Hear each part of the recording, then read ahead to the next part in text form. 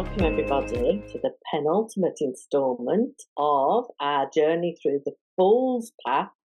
And we're now nearing the end of the whole set of major arcana cards as myself, Gail Carroll, and Sue Brain look at the Fool's journey as it slowly starts to come to an end. So today we are looking at the Moon, the Sun, and Judgment. The biggies. And the Moon, I was thinking before we came on air, that the Moon definitely is big in astrology, isn't it? I mean, I know I'm not the astrologist here, but the influences of the Moon anyway, regardless of it being a major arcana card, is massive. Well, even more massive is synchronistically, we're recording this on the super new moon in Pisces and on the eclipse.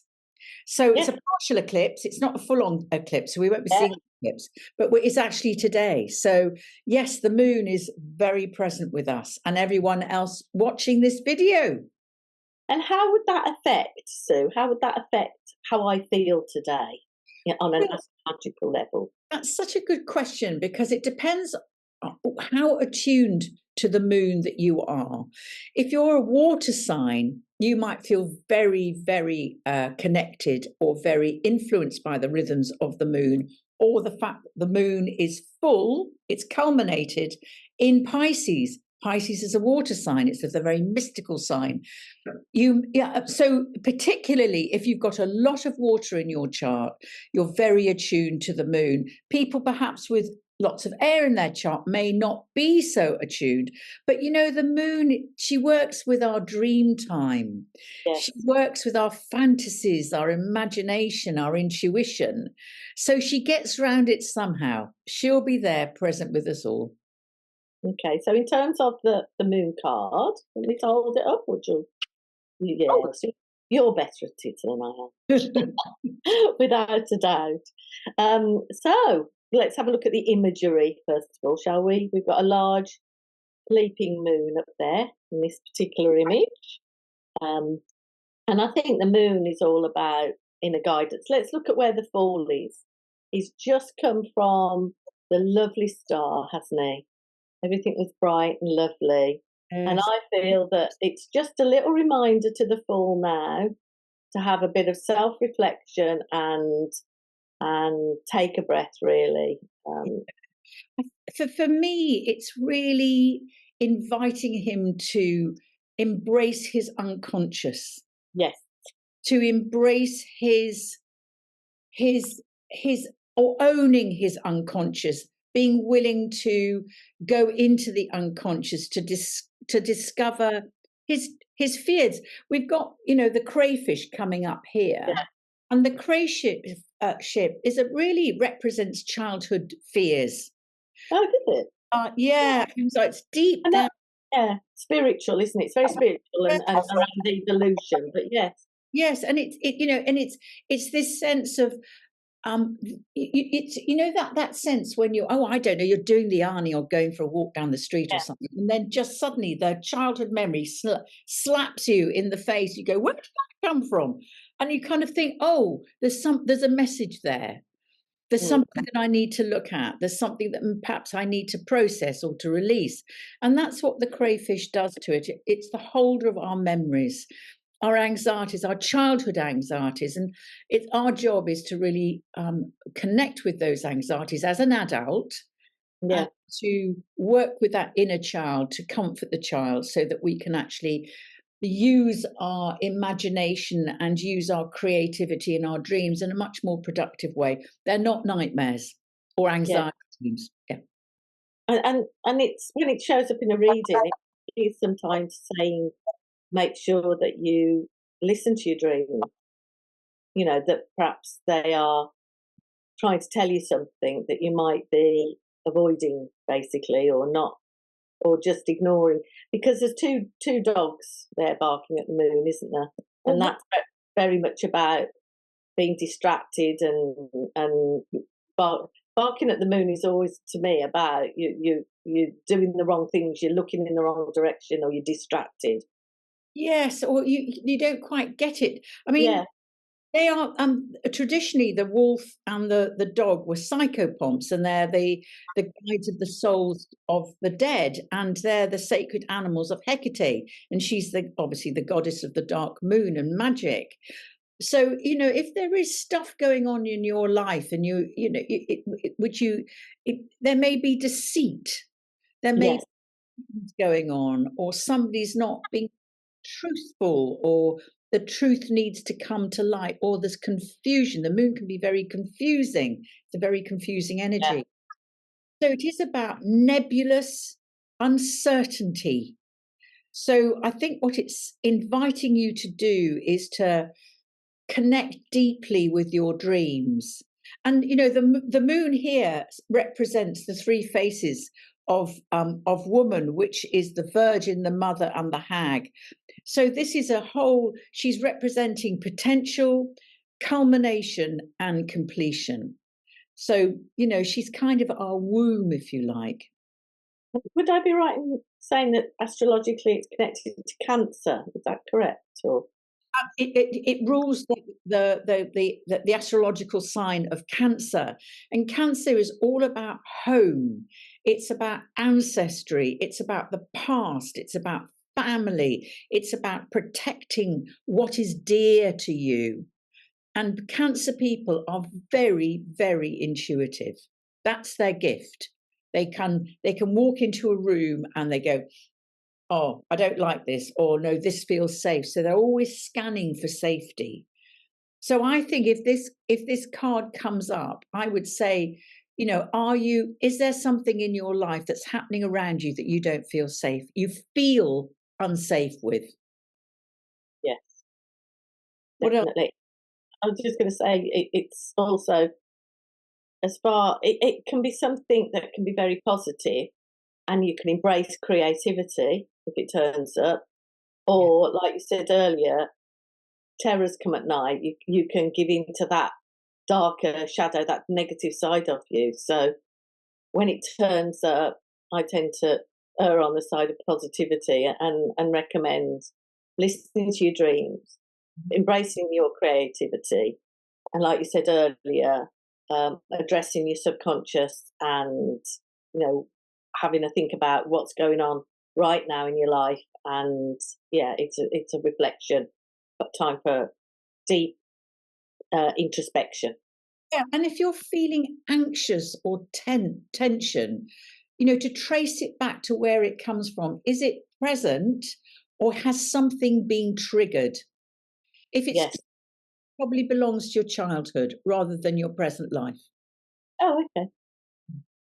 All right then. Ready. You want to move on to the next one? Have you got anything else? So here we have the unconscious. Yes. And, the joy of having done the journey. Yes. The sun. Now the sun is out. He's got his hat on. Yeah, connecting it just to the moon previously, doesn't everything always look better in the morning? And you might go to bed worried, and your dreams might dull, your subconscious might, reflect that. But when you wake up in the morning, it's like those worries, the sun comes out and nothing seems as bad, I feel, in the lovely reflective light as the sun. And we need our dreams to work things out. Often we wake up in the morning with the answer, the truth, and that's the glory of the moon. It's literally night and day. Right. What do we say about the sun? So there's lots of hope there, lots of inner strength, and we've got the sunflowers again, which we love, which is all to do with nurturing and creation. And you see, I always wondered what that red swathe was. Oh, And it's a feather, isn't it? I think it's supposed to represent a feather. it's according to Liz Green, it's a cloak. Ah. Throwing off the cloak of darkness, the cloak of having to go through the journey into the darkness. He doesn't need to do that anymore. He's no longer cloaked. He's now sitting on a horse as a joyful child in freedom, going, oh my God, I've done it. I've set myself free. It's got the vibe to it. And the horse represents movement and going forwards, doesn't it? And Yes. momentum. It's interesting because it's the same horse as the devil, but with the devil, it's a very different horse because it's very symbolic, very dressed. It's got reins and saddles and goodness knows what on it and emblems. And this horse is completely. It's just a free horse. There's no saddle, there's no bridle. It's just as free in its spirit as the innocent child. I think the feather's on his head, isn't it? There is a feather. I'm just looking. Yes, feather on his head. Yes, you're absolutely right. Yeah. It's a full, doesn't it? So we're coming full circle again. Yes. The the end of his journey, and it's a representation of the fool's journey. Yeah. And I think the one thing I would say is the sun, as we know, don't we? I mean, it's a beautiful sunny day today. Oh my gosh, and it's so beautiful to be out and about. But don't forget, too much heat burns you up and burns you out.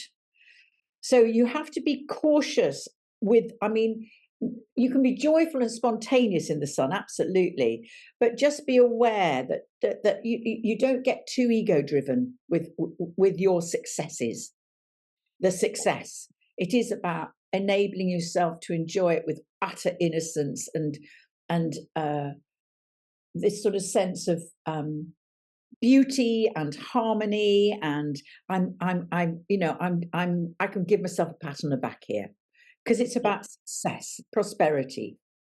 Yeah, and it's after the little cluster of cards that the fool's just been through, which were all a little bit on the dark side.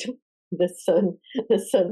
I know we got the star, which was full of hope and moving forward, but the sun again is, and after the moon, so because we just had the moon, the sun represents that innocence and that that ability to self-expression.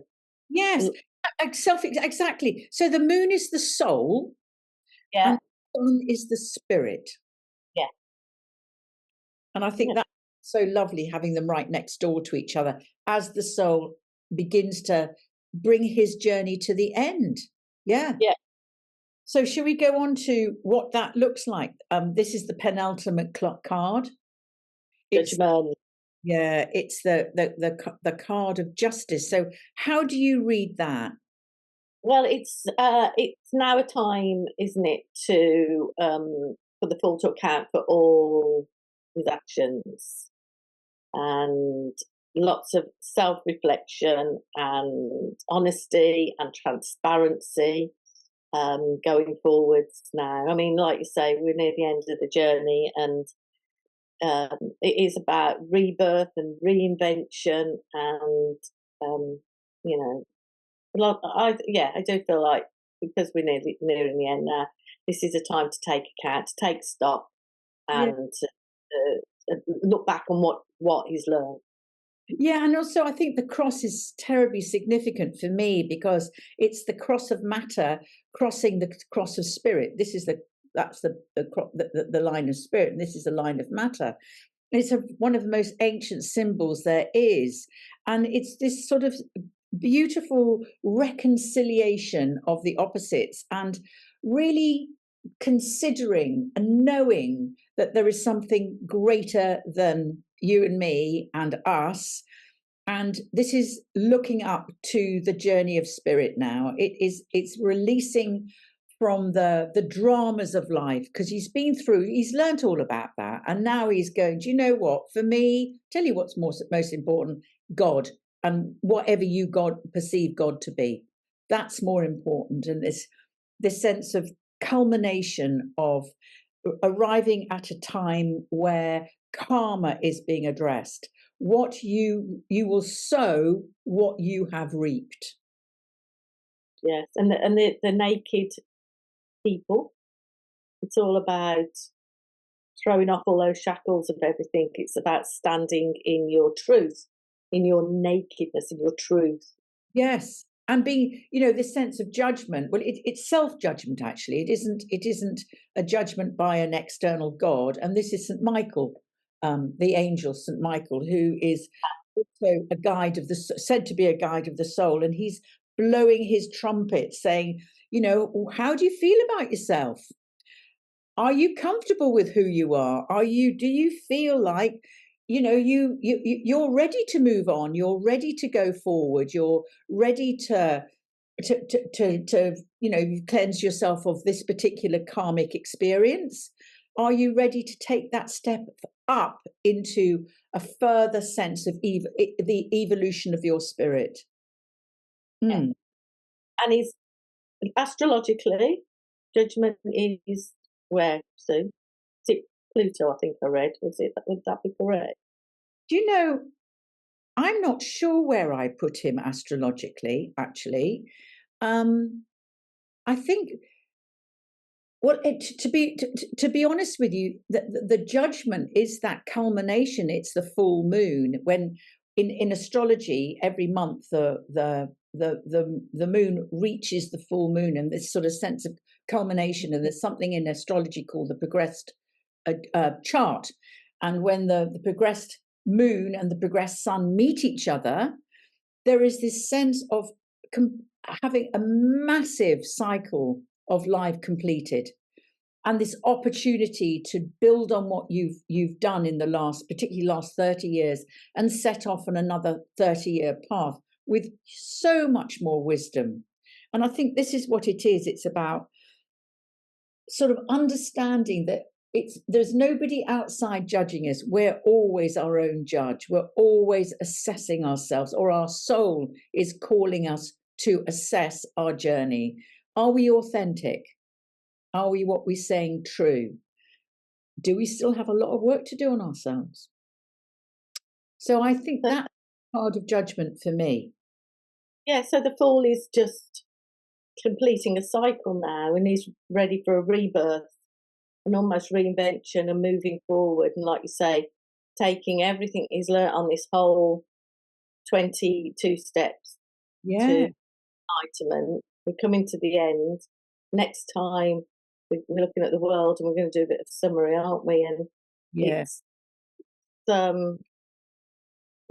so it's time for him to reflect. Yeah, so I'd say when this card turns up, it's an opportunity to ask the person how they feel they're doing. Yeah, using a combination. Is there more work to be done, or do they feel, do you know what? I'm complete with this. The gestalt has happened. The closing of the cycle has happened. I am ready to move on. So this card is a reflection of that. Yeah. Lovely. Okie dokie. Well, that's our cards for this week. So, and the next card we're going to be, as Gail just said, we're going to be talking about the world, the ultimate completion. So we'll be doing that next week, and then we'll be doing an overview of the 22 cards, a quick overview. And then we will be thinking about how to provide guidance for the minor arcana, because quite a lot of you have said in the comments that you would like us to do that, and we hear you. So, in a few royals as well, see what they're up to. Yes. Bye for now. See you next time.